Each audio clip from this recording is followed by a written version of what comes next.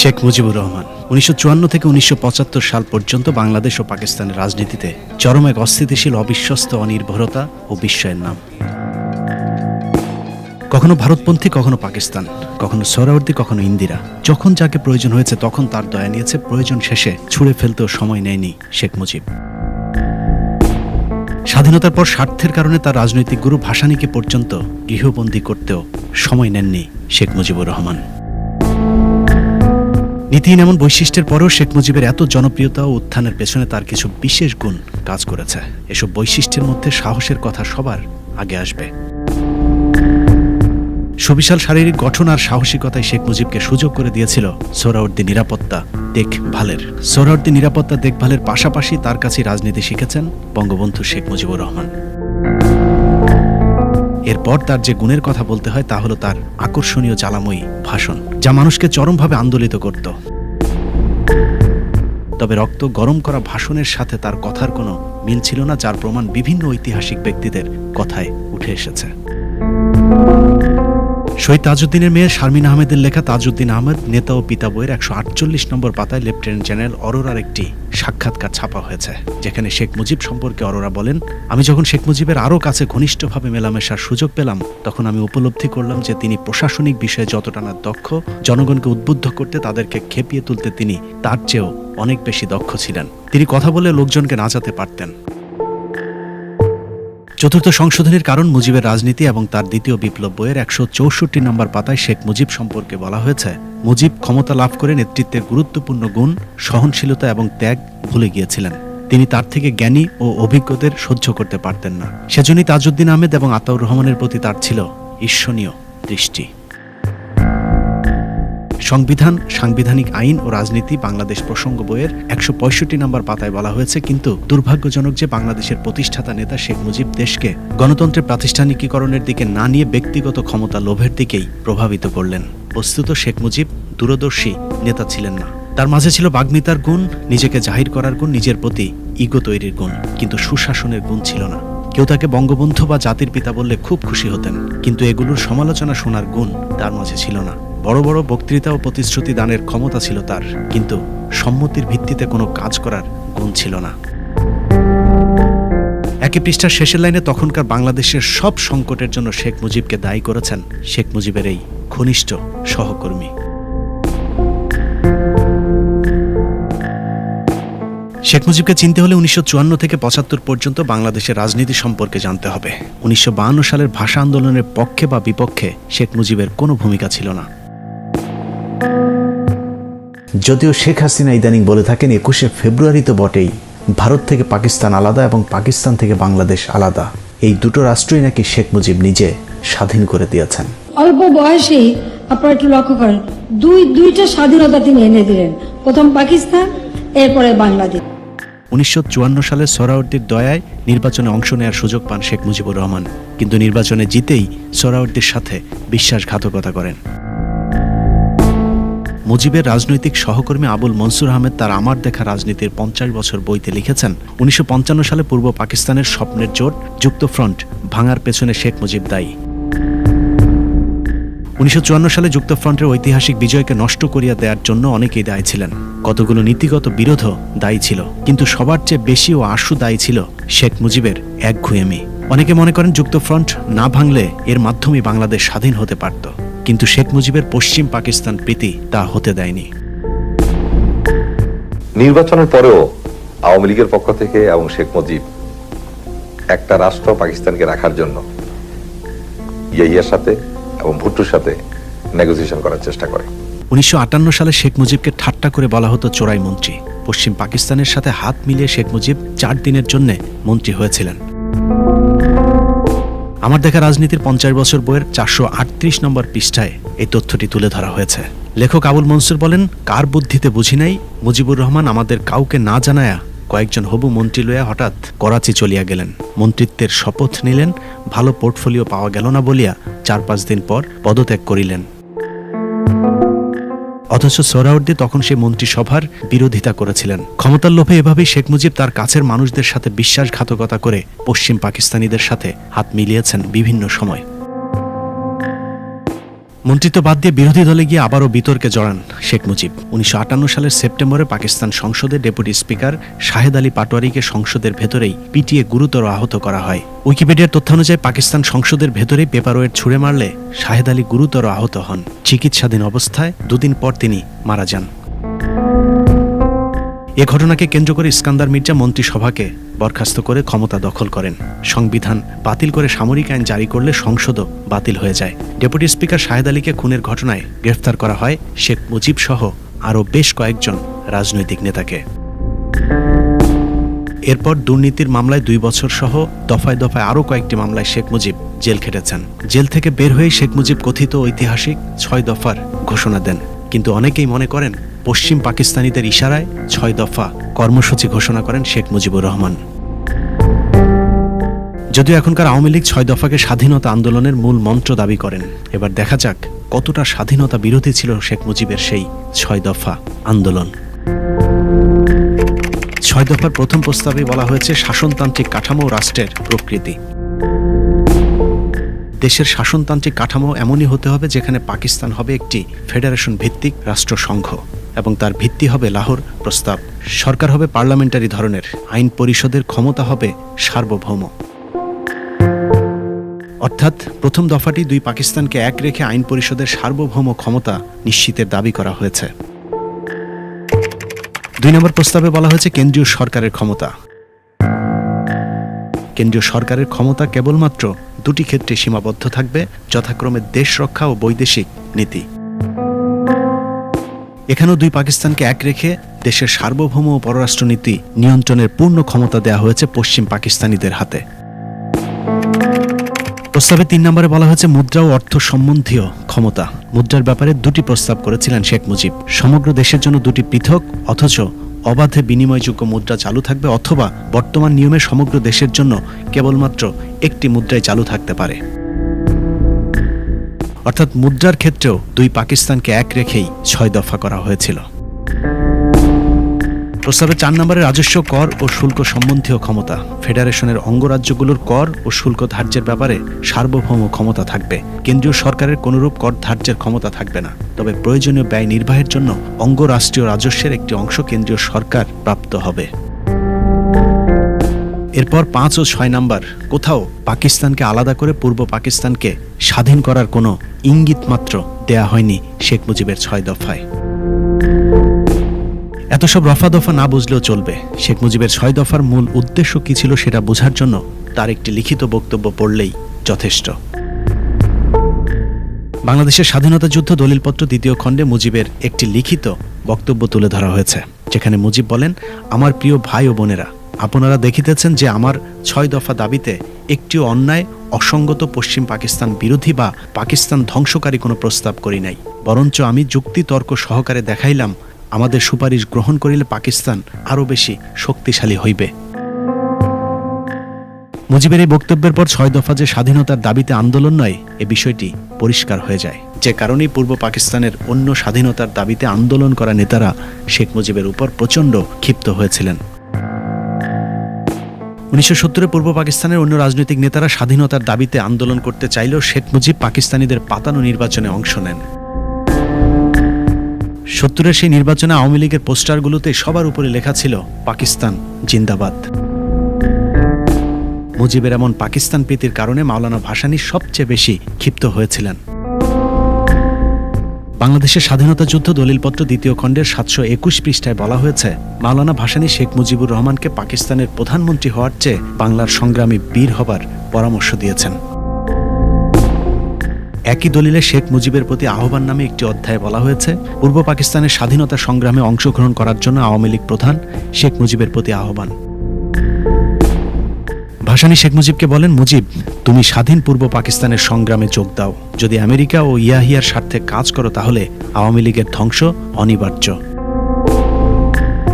এসবই প্রমাণ করে শেখ মুজিব স্বাধীনতার পক্ষের আন্দোলনে যোগ দেননি। 1971 সালে 7ই মার্চের আগ পর্যন্ত শেখ মুজিব বাংলাদেশের স্বাধীনতার কোনো দাবি তোলেননি। তবে 7ই মার্চের ভাষণের পর কিছুটা সন্দেহ তৈরি হয়েছিল শেখ মুজিব আসলে কি চান সেটা নিয়ে।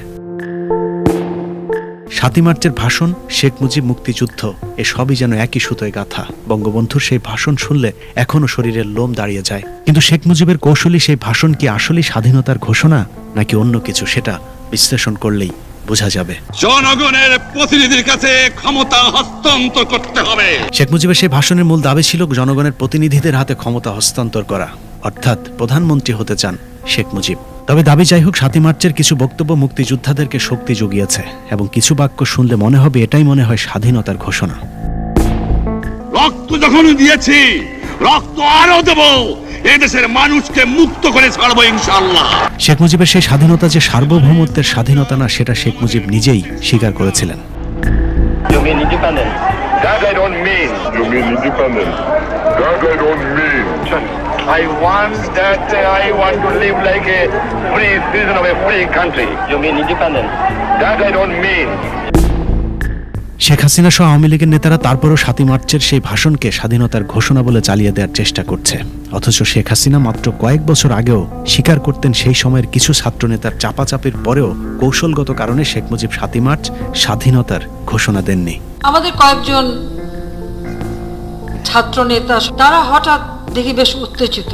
আমার আব্বাকে বলছেন, যেটা কি হলো লিডার, আপনি স্বাধীনতার ঘোষণাটা দিয়ে আসলেন না। মানুষ সব হতাশ হয়ে ফিরে গেল যে তারা তখন এই কথাটা কেন বলেছিল, তারা কার হয়ে কথা বলছিল বা উদ্দেশ্যটা কি ছিল। ওই সময় ছাত্র নেতারাও অভিযোগ করেছেন অনেক চেষ্টার পরেও শেখ মুজিবকে স্বাধীনতার ঘোষণা দেওয়ানো যায়নি 7 মার্চে। আমরা শেখ মুজিবের সাথে রাত 1টায় দেখা করি তার বাসায় এবং তাকে পরিষ্কার বলে আসি যে আপনি পাকিস্তানের রাষ্ট্রপ্রধান বা প্রধানমন্ত্রী হন, এটা আমরা চাই না। শেখ মুজিব যে কখনোই 2 পাকিস্তান আলাদা করতে চাননি তার আরো বড় প্রমাণ শেখ মুজিবের সবচেয়ে কাছের সহচর তাজউদ্দিন আহমেদের মেয়ে শারমিন আহমেদের লেখা বইয়ের একটি তথ্য। সেই বইয়ের 45 নম্বর পৃষ্ঠায় বলা হয়েছে, পূর্ব পরিকল্পনা অনুযায়ী 25 মার্চের ভয়াল কালো রাতে আব্বু গেলেন মুজিব কাকুকে নিতে। মুজিব কাকু আব্বুর সঙ্গে আন্ডারগ্রাউন্ডে গিয়ে মুক্তিযুদ্ধ পরিচালনা করবেন, সেই ব্যাপারে আব্বু মুজিব কাকুর সাথে আলোচনা করেছিলেন। মুজিব কাকু সে ব্যাপারে সম্মতিও দিয়েছিলেন। সে অনুযায়ী আত্মগোপনের জন্য পুরান ঢাকার একটি বাসাও ঠিক করে রাখা হয়েছিল। বড় কোনো সিদ্ধান্ত গ্রহণে, আব্বুর উপদেশ গ্রহণে মুজিব কাকু এর আগে দ্বিধা করেননি। আব্বুর সে কারণে বিশ্বাস ছিল যে ইতিহাসের এই যুগ সন্ধিক্ষণে মুজিব কাকু কথা রাখবেন। মুজিব কাকু আব্বুর সাথেই যাবেন। অথচ শেষ মুহূর্তে মুজিব কাকু অনড় রয়ে গেলেন। তিনি আব্বুকে বললেন, বাড়ি গিয়ে নাকে তেল দিয়ে ঘুমিয়ে থাকো, পরশুদিন 27 মার্চ হরতাল রেখেছি। এই সময়টা আলোচনা করলো কেন পাকিস্তানের সামরিক সরকার, এবং উনি কেন বললেন যে যা 27 তারিখে হরতাল ডেকে দিয়েছি, নাকে তেল দিয়ে ঘুমা। সুতরাং সবটা জিনিস যেন বেশি আবেগ দিয়ে না। এছাড়াও এ বইয়ের আরো এক জায়গায় বলা হয়েছে শেখ মুজিবকে 25 মার্চের রাতের শেষ মুহূর্তে অন্তত স্বাধীনতার ঘোষণার একটি রেকর্ড পড়তে বলা হয়েছিল, সেটাও করেননি। এমনকি সেই ঘোষণাপত্রে তিনি স্বাক্ষর করতেও রাজি হননি, কারণ তিনি বলেছিলেন যদি এটা করা হয় তাহলে পশ্চিম পাকিস্তানিদের হাতে প্রমাণ থেকে যাবে যে আমি দেশদ্রোহী। এই কথাগুলিও জনাব তাজউদ্দিন আহমেদের মেয়ে শারমিন আহমেদ তার বইতে উল্লেখ করেছেন। শারমিন আহমেদের বই না মানলেও চলবে। তাজউদ্দিন আহমেদ নিজেই সেই সময়ের আন্তর্জাতিক মিডিয়াতে সাক্ষাৎকারে বলেছিলেন শেখ মুজিব সবসময় পশ্চিম পাকিস্তানিদের হয়ে কাজ করেছেন। Sheikh Mujibur Rahman has not committed anything against the West Pakistanis or West Pakistan as such. Sheikh Mujib না চাইলেও কথিত পাকিস্তানি এজেন্ট রাজাকার শহীদ প্রেসিডেন্ট জিয়াউর রহমানের ডাকে মুক্তিযুদ্ধ শুরু হয়ে যায়। তাজউদ্দিন, জিয়াউর রহমান, ওসমানীদের নেতৃত্বে মুক্তিযুদ্ধ যখন শুরু হয় তখনও ক্ষমতা নিয়ে দ্বন্দ্বে লিপ্ত ছিল মুজিব বাহিনী। শেখ মুজিব জেলে থাকলেও শেখ মুজিবের ভাগ্নে শেখ ফজলুল হক মুনি মুজিব বাহিনী নামে একটি মুক্তিযুদ্ধ বিরোধী বাহিনীর নেতৃত্ব দেয়। পুরো মুক্তিযুদ্ধের শুরু থেকে শেষ পর্যন্ত শেখ মুনি ও তাজউদ্দিন গ্রুপের মধ্যে দ্বন্দ্ব চলেছে। প্রথম দ্বন্দ্ব বাধে মুজিবনগর সরকার নিয়ে। মূলধারা 71 বইয়ের 65 নম্বর পৃষ্ঠায় মুজিব বাহিনী সম্পর্কে আটকে ওঠার মতো তথ্য দেওয়া হয়েছে। তারা এই সরকারকে স্বীকার করে না, অর্থাৎ মুজিব বাহিনী প্রবাসী সরকারকেই স্বীকার করেনি। বস্তুত এই বাহিনীর সদস্য ভুক্তির জন্য সর্বাধিনায়ক হিসেবে শেখ মুজিবুর রহমান এবং তার অনুপস্থিতিতে শেখ ফজলুল হক মুনির প্রতি আনুগত্যের অঙ্গীকার করেই শপথনামা পাঠ করা হয়। 71-এর মে মাসে অনেকটা প্রকাশ্যে আলোচিত হতে থাকে রয়ের এক বিশেষ উপসংস্থার অধীনে শীঘ্রই দেরাদুনের অদূরে চাকরাতায় এদের জন্য বিশেষ ট্রেনিং শুরু হতে চলেছে। জুন থেকে এদের ট্রেনিং শুরু হয়, নভেম্বর পর্যন্ত অব্যাহত থাকে। প্রশিক্ষণপ্রাপ্ত এদের প্রথম দল আত্মপ্রকাশ করার সঙ্গে সঙ্গে একথাও স্পষ্ট হয় যে এই বাহিনী পরিচালনা ও নিয়ন্ত্রণের ক্ষেত্রে কর্নেল ওসমানী বা বাংলাদেশ সরকারের কোনো এখতিয়ার নেই। বইয়ের ৬৭ নম্বর পৃষ্ঠায় বলা হয়েছে, মুজিব বাহিনী এতটাই উচ্ছৃঙ্খল, অন্তর্ঘাতমূলক এবং মুক্তিযুদ্ধ বিরোধী কার্যকলাপ শুরু করে যে শীঘ্রই মুজিব বাহিনীকে মুক্তিযুদ্ধ কমান্ডের অধীনে আনা না হলে মুক্তিযুদ্ধের সর্বাধিনায়ক জেনারেল ওসমানী পদত্যাগ করবেন বলে তাজউদ্দিনকে সাফ জানিয়ে দেন। মূলধারা ৭১-এর ৬৬ নম্বর পাতায় বলা হয়েছে, বিভিন্ন সূত্রে প্রকাশ পায় মুজিব বাহিনীর কেবল প্রশিক্ষণ নয়, অস্ত্রশস্ত্র ও যাবতীয় রসদের যোগান আসে রয়ের বিশেষ উপসংস্থা থেকে এবং উপসংস্থার প্রধান জেনারেল উবান গেরিলা প্রশিক্ষণ ও ব্যবস্থাপনা বিশেষজ্ঞ হিসাবে মুজিব বাহিনী গড়ে তোলার দায়িত্বে রয়েছেন। একই পাতায় বলা হয়েছে, পক্ষান্তরে ক্ষেত্রবিশেষ মুক্তিযোদ্ধাদের অস্ত্র কেড়ে নেয়া, তাদের অনুগত্য পরিবর্তন করতে চাপ প্রয়োগ করা এবং প্রবাসী সরকারের মন্ত্রিসভার বিরুদ্ধে প্রকাশ্যে বিদ্রোহ প্রচারণা চালানোর মাধ্যমে কেবল যে মুক্তিযুদ্ধকে ভেতর থেকে দুর্বল করে ফেলা হচ্ছিল তা নয়, অধিকন্তু আশ্রয়দাতা দেশের অর্থাৎ ভারতের উদ্দেশ্য সম্পর্কে এক সন্দেহের আবহাওয়াকে উৎসাহিত করে তোলা হচ্ছিল। এত কিছুর পরও তাজউদ্দিন, জেনারেল ওসমানী, জিয়াউর রহমানের নেতৃত্বে বাংলাদেশ স্বাধীন হয়েছে। স্বাধীনতার পর রয়ের নিয়ন্ত্রণে থাকা মুজিব বাহিনী চলে যায় স্বাধীন বাংলাদেশের ক্ষমতার কেন্দ্রে। আর যুদ্ধ না করেও শেখ মুজিব হয়ে গেলেন জাতির পিতা, সেই সাথে অঘোষিত এক নায়ক। শেখ মুজিবের চক্করে শেখ মুজিব আগাগোড়া একজন মুক্তিযুদ্ধ বিরোধী হয়ে গিয়েছিলেন। মুক্তিযুদ্ধের কতটা কট্টর বিরোধী হয়েছিলেন সেটা বোঝা যায় সংসদে প্রথম মুক্তিযুদ্ধে নিহতদের স্মরণে একটি শোক প্রস্তাব উত্থাপনের মাধ্যমে।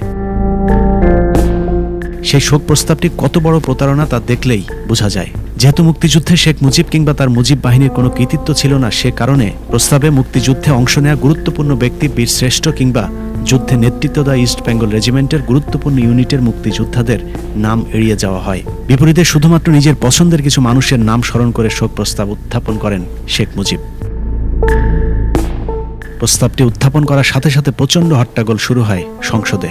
বাংলাদেশ গণপরিষদ বিতর্ক বইয়ের প্রথম খণ্ডের ২৯ নম্বর পৃষ্ঠায় উল্লেখ করা হয়েছে, জনৈক একজন সংসদ সদস্য মুজিবকে বলেন শোক প্রস্তাবে মুক্তি বাহিনীর কথা উল্লেখ করা হোক। জনৈক সেই সংসদ সদস্যকে শেখ মুজিব চালাকি করে বলেন, আপনারা শান্ত হন, সবার নামই প্রস্তাবে আসবে। কিন্তু মৃত্যুর আগ পর্যন্ত আর কখনই সেই প্রস্তাব সংস্কার করা হয়নি।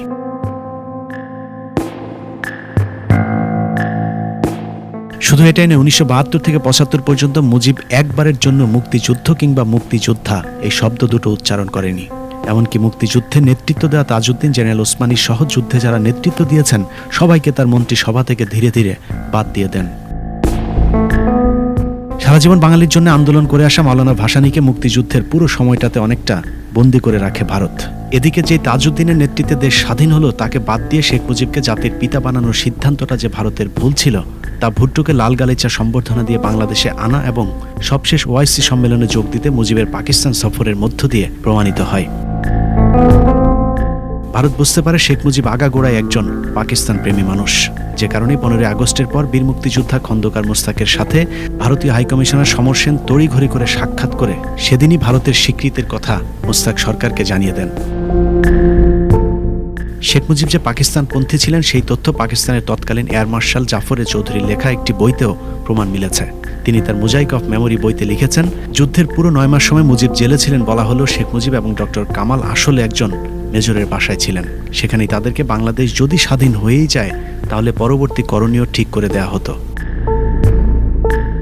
বইয়ের ৭৫ পৃষ্ঠায় ভয়ঙ্কর একটি তথ্য দেওয়া হয়েছে, যেখানে বলা হয়েছে মুক্তিযুদ্ধ শেষ হবার পর শেখ মুজিব ডক্টর কামালকে নিয়ে লন্ডনে যাবার পথে বইয়ের লেখক এয়ার মার্শাল জাফর চৌধুরীকে জনৈক আজিজ আহমেদ বলেছিলেন স্টেট ব্যাংকের গভর্নর গোলাম ইসহাক খান একটা বড় অঙ্কের মার্কিন ডলারের ব্যাগ শেখ মুজিবকে দিবেন। এই তথ্য কতটা সত্য তা বোঝা যায় যুদ্ধের পুরো সময়টাতে শেখ মুজিবের পরিবারকে পাকিস্তানি আর্মির সব ধরনের সেবা দেওয়ার মধ্য দিয়ে। যুদ্ধের সময় জন্ম হয়েছিল সজীব ওয়াজেদ জয়ের। সেই সময় পাকিস্তানি সেনাবাহিনীর গাড়িতে করে তাদেরকে হাসপাতালে নিয়ে আনার কাজও করা হতো। তোর ছেলে হয়েছে নাম কি? তার বললাম নাম জয়। इसका मतलब क्या है? তা বললাম জয় মানে জয়, জয় মানে ভিক্টরি, জয় মানে আনন্দ, জয় মানে ভিক্টরি। যখন বলছি জয় মানে ভিক্টরি তখন ওর খুব মেজাজ খারাপ হয়ে গেল।